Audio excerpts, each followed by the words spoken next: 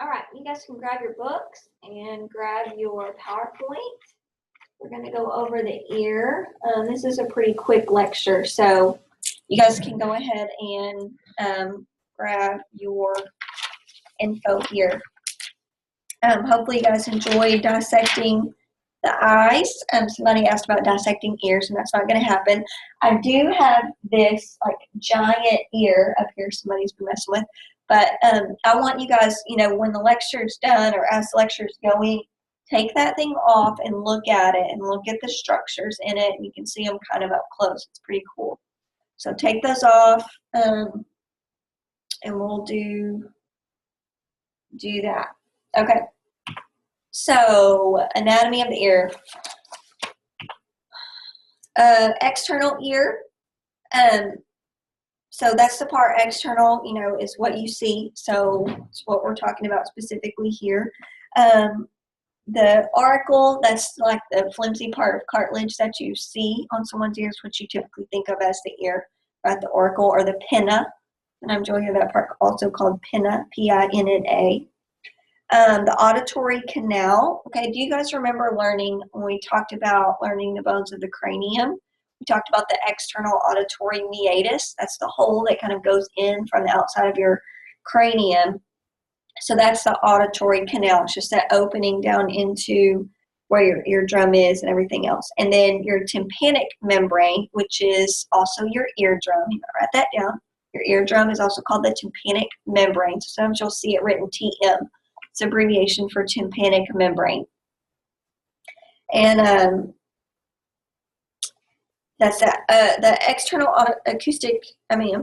the auditory canal is also, you might note that it's lined with ceruminous glands, which are like your earwax glands. Cerumen is earwax. That's the lay term for earwax. So that's another word you'll want to know.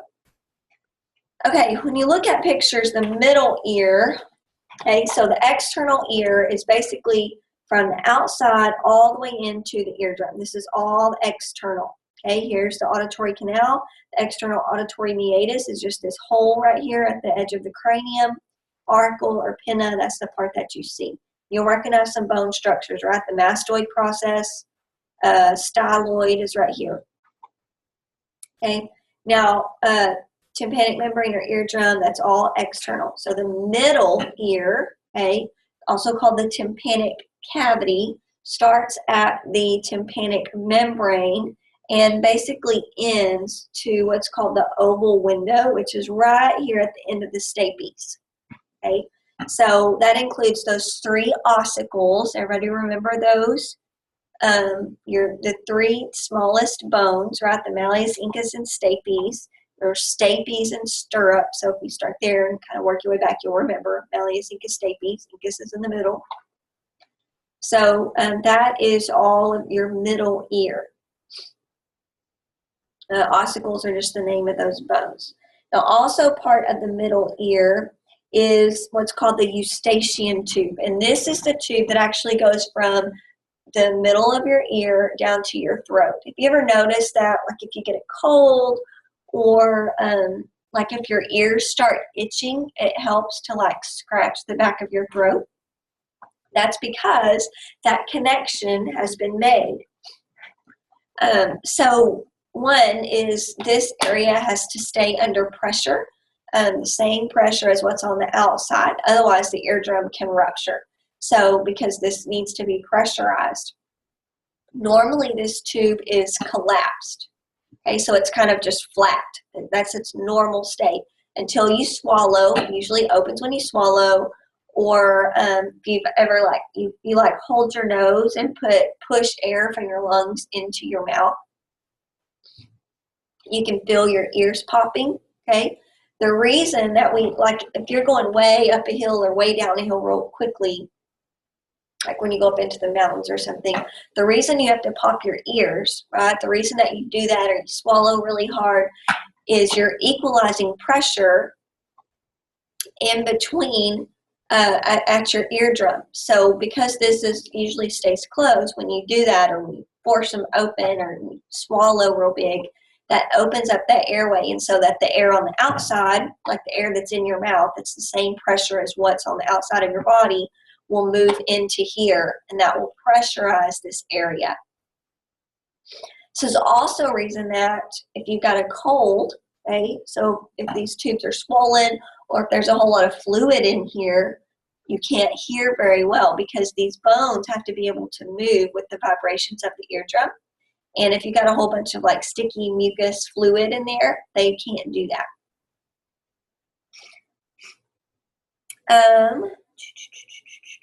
So eustachian tube, yeah, we talked about that. All right, the internal ear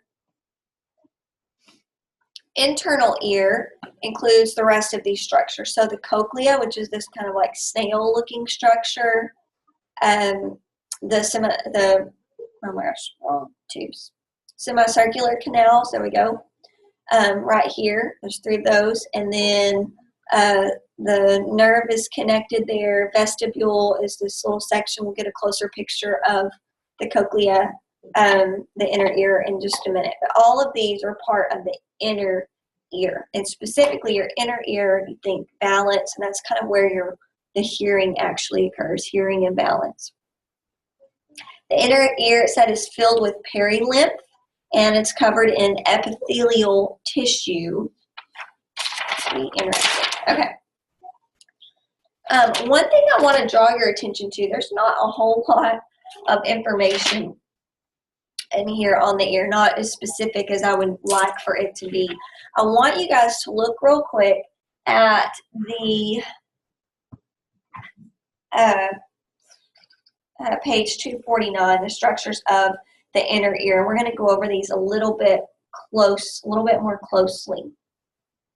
I'm going to read where it talks about the inner ear. It says the oval window, I'm on page 249, the oval window connects the middle ear with the inner ear. The inner ear structures reside in a hollow tunnel that winds and twists like a bowl of interconnected spaghetti noodles.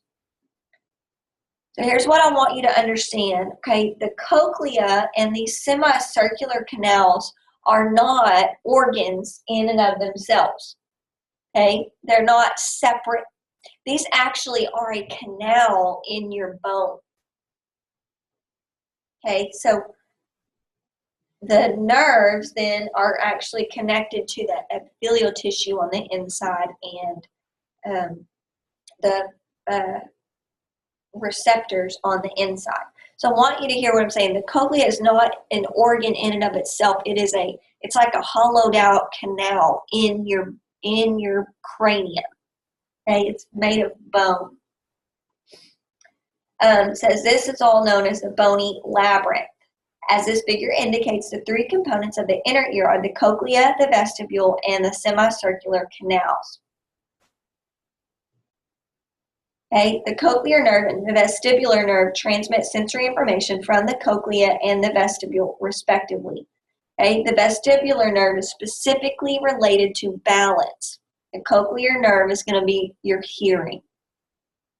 Okay, so the cochlear nerve carries it. Oh, I just said that. These 2 nerves join to form a single cranial nerve, the vestibulocochlear nerve. We talked about that a little bit. I know I didn't make you guys learn the cranial nerves. The bony labyrinth is filled with a clear fluid called perilymph. Inside the bony labyrinth are membrane-covered tubes called the membranous labyrinth, which follow the course of the bony labyrinth. So even within that, you have another kind of even more tubes on the inside. And then inside the membranous labyrinth is a thicker fluid called endolymph. So look on page 250. And I really wish this picture was on here, but it's not. I don't know how to get it on there. Look on page 250. I want you to see what all we're talking about on the inside, okay? So notice here, okay, so you're looking at the inside of the cochlea. Okay, notice, see how on part B there on page 250, how it's all made of bone? Okay, I want you to remember that. It's not an organ in and of itself. It's like it's carved out, which is so cool to me to think about.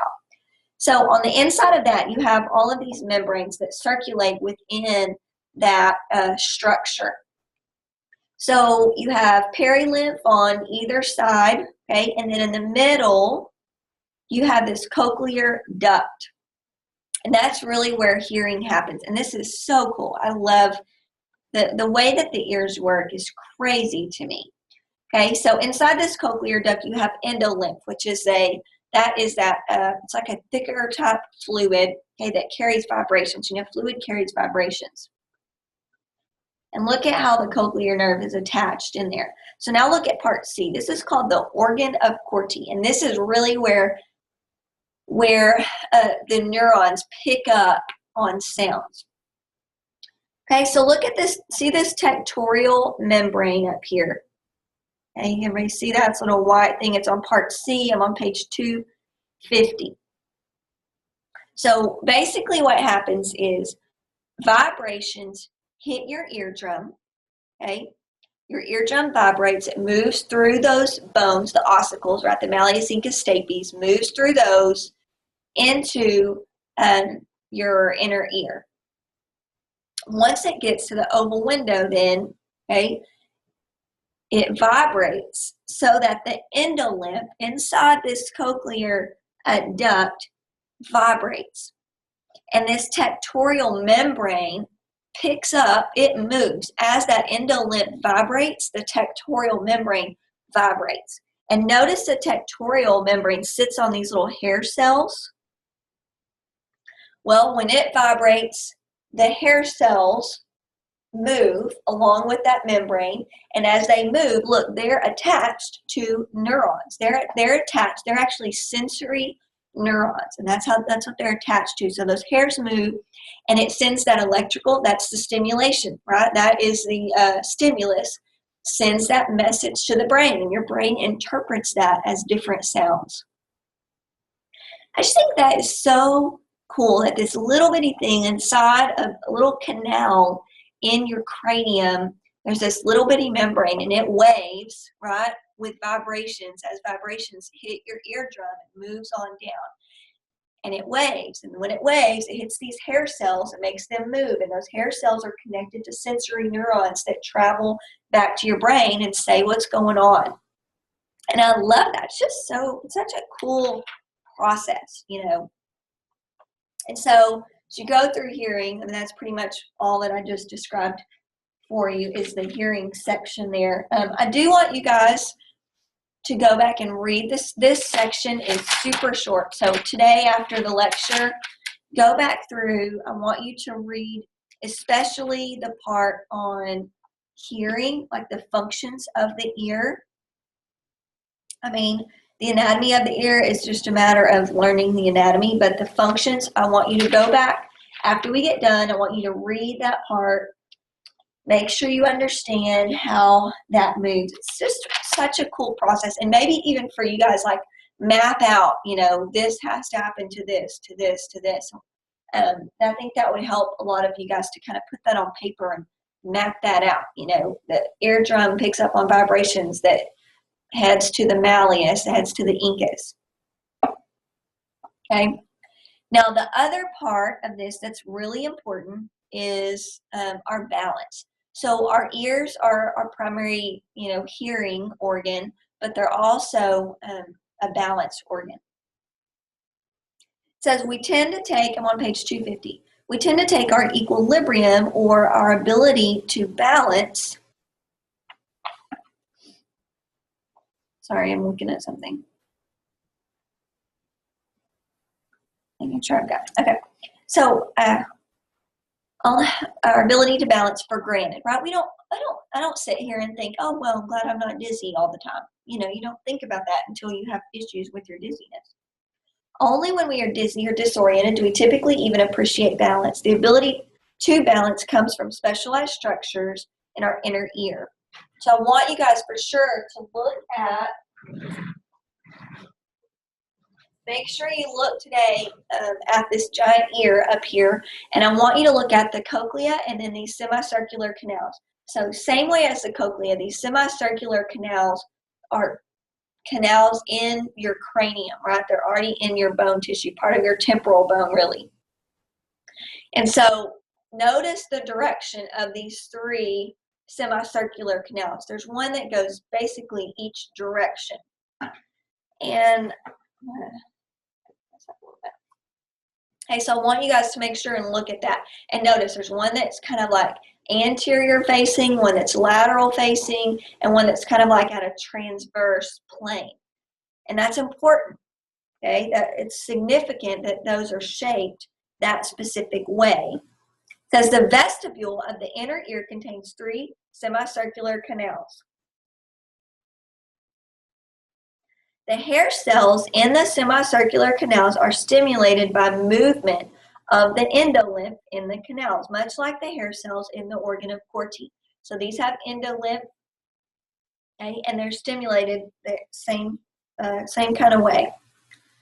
These hair cells, however, stimulate the vestibular nerve, which communicates with the cerebellum to provide information about orientation and motion of the head.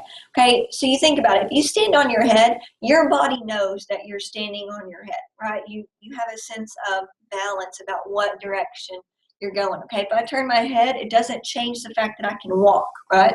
I have a sense of balance. And you think about how this sits in your brain. And depending on what direction you turn your head, right, the hair cells inside there's the endolymph inside these canals moves a certain direction. Okay, that's why they're going all different directions. You can do your head this way, I can do it this way, it changes, or this way. And when it does that, the endolymph moves, right? There's hair cells in here. It's the same idea. Those hair cells move according to where that fluid is. It says the semicircular canals play an important role in balance when their person is both stationary and moving. Okay, so both, just like when you're standing, your balance when you're just standing upright and you don't fall over, right? You have an idea of what direction, or when you're actually moving. So that's it. So inner ear cochlea is more sound focused, semicircular canals are more balance focused. Let's talk about a few disorders and infections. Okay, deafness can be caused by lots of different things. It's applied to any loss of hearing ranging from slight to complete to the inability to hear. Injuries that affect the structures of the middle or inner ear can cause deafness, so could affect the cochlea or it could affect the middle ear as well. If those bones were solidified, you think about it, if they couldn't move on each other and they can't vibrate, they're not going to carry the vibrations to the inner ear. Regular exposure, listen to this, to extremely loud sounds, such as construction noise or loud music, can damage the hair receptor cells in the cochlea, leading to hearing loss. Okay, good to know, right? Other causes of deafness: excessive earwax. A lot of times that can block off the eardrum. So if you got so much earwax that's blocking the eardrum, the eardrum's not going to pick up on those vibrations. Scarring of the tympanic membrane, so that like repeated ear infections or damage to the eardrum can cause that, or damage to the nerves or that particular region of the brain that interprets hearing. Presbycusis, remember we talked about presbyopia, that's like where your vision diminishes for old age. Presbycusis is where your hearing diminishes because of old age. Hearing aids amplify and change sound so that the wearer can better hear the sounds. So it amplifies sounds, makes them a little more intense. Of course, hearing aids are very expensive, and there are all kinds of ones made. Some of them are over the ear, some of them are way down in the ear, you don't even know it.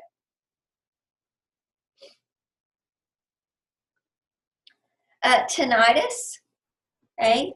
Tinnitus is a condition that causes ringing in your ear. So sometimes this is just a symptom. Tinnitus occurs when the hair cells in the organ of Corti that's stimulated are damaged. So if those get damaged and they're constantly going, that could cause a ringing noise. When they've been damaged, they might move randomly and just move, not just when a vibration is felt, but actually they might just move on their own. Says the most common culprit is repeated exposure to loud noise, like loud music. That would be sad.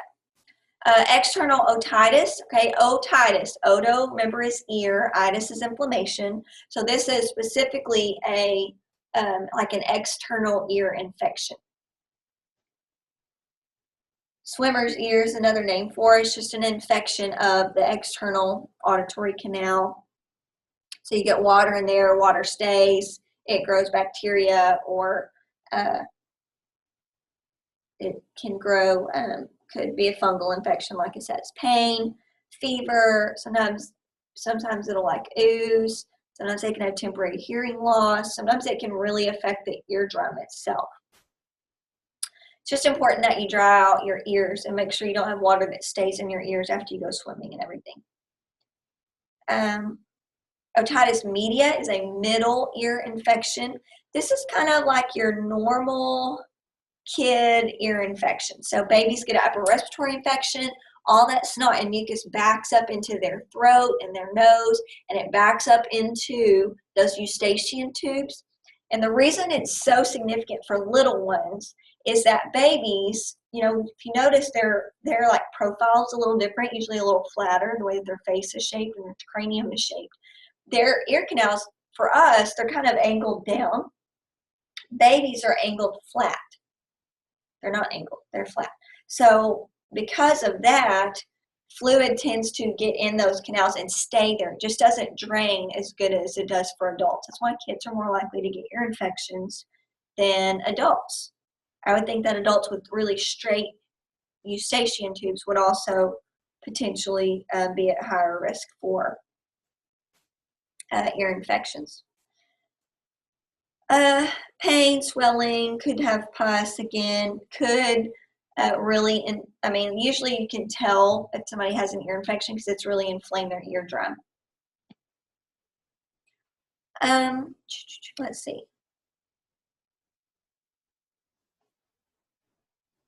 Sometimes they'll put tubes in the ears so that tubes are inserted into the tympanic membrane and you can actually see them. I'll show you guys. If it's just a viral infection, usually. Okay, I'll show you guys in a minute. I want to show you a healthy eardrum versus like an inflamed one and one with tubes. Labyrinthitis is an infection of the inner ear that produces inflammation or swelling. So specifically involves the semicircular canals. When you think about it, if it involves the semicircular canals, you're going to be really dizzy. So because that's what's affected. Nausea, vomiting, vertigo is the name for severe dizziness, is vertigo. A lot of times they can't even stand because it's like they might feel like they're moving or like on the ocean or something. Chronic inflammation of these canals is called Meniere's disease. Causes periodic but severe vertigo as well as progressive hearing loss. I had a patient with this one time. So that's that as far as those go. Let me see if I can get some pictures for you real quick of some. Give me just a second. I'll look them up.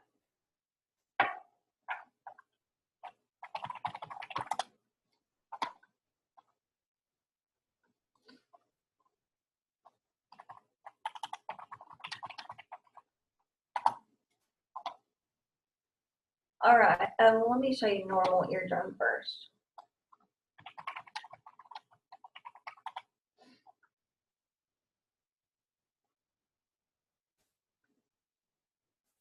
Okay. All right, so here's some pictures of a normal eardrum. Okay, it usually has, it should have, look, you can see the bone back here, right? Pretty cool. It should have this little shine. See how it reflects this little picture right here? And y'all help me remember Thursday, and I'll show you how to use an otoscope, and y'all can look at each other's. But remind me Thursday, or I will forget. So remind me. But it should have a little shine to it. If it's real cloudy looking, that means there's some fluid back there, and they're working on getting an ear infection. See if I can find Okay, here's a picture of some ear infections. No, it's not really. This one is, see how red it is? This one, see, okay, so the other one, remember, look, it had that little shiny spot on it. Okay, this one, look how puffed out it is. It means there's lots of pressure back there. There's lots of pus behind it. It's very red and inflamed. So that's a good one to look at. It's really pushed out. You can still see where it's connected to the malleus right here, connected right in the middle. But because there's so much pressure and fluid behind it, it's pushed out and there's pus back there. Again, bulging, blood vessels just tells you that it's really irritated. It's white back there, just not right. Let's look up, this one's perforated. That means you have a hole in your eardrum. That looks gross. Here's one that has a hole in it. You can see that. Okay, not something that you necessarily want to see. And then let's look up, see if we can find tubes. So here's what tubes would look like. Okay, so they have a little tube. That's just so that if they have repeated upper respiratory infections or repeated ear infections, because they are just because they keep getting fluid back there, and so it drains. This allows fluid to drain out instead of staying back there and getting infected. Eventually, most people, as they grow older, you know, and as their face changes shape and that the angle of those eustachian tubes angle back down, those tubes will fall on out and they'll just fall out, you know, whatever. I mean, they're tiny, tiny, tiny tubes. So anyways, that's that. You guys make sure you read that part about hearing. And other than that, we're good to go. So I will talk to you guys tomorrow about smell and taste.